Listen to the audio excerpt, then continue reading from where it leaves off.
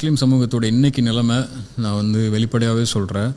போதைப் பொருட்களை வியாபாரம் செய்யக்கூடிய இடத்துல முஸ்லீம்கள் இருக்கிறாங்க, போதைப் பொருட்களை ஏற்றுமதி செய்யக்கூடிய இடத்துல முஸ்லீம்கள் இருக்கிறாங்க. பல ஊர்களுடைய எல்லா முஸ்லீம்களையும் சொல்ல, பல பேருடைய தொழிலாக அது இருக்குது.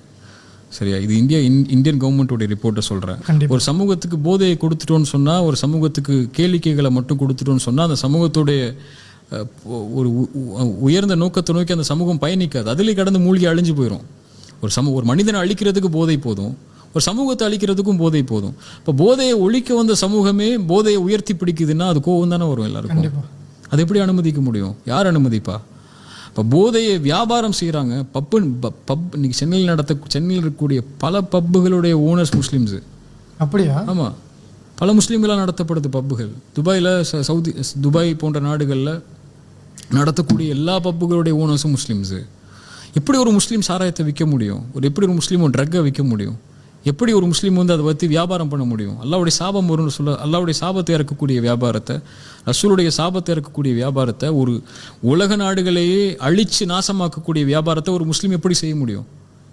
அப்படி செய்யும்போது கோவம் வரதானே செய்யணும். பட் இதை அறிஞர்களும் ஊர் தலைவர்களும் இதை பெரிய ஒரு தலைப்பாக எடுத்துக்கொண்டு அதுக்கான ஒரு பெரிய திட்டமிடுதல் செய்யணும்.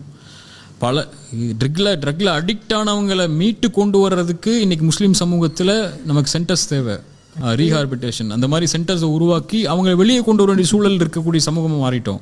ஸ்கூல், காலேஜ், முஸ்லீம் பொண்ணுங்க ட்ரக் யூஸ் பண்ணுறாங்க.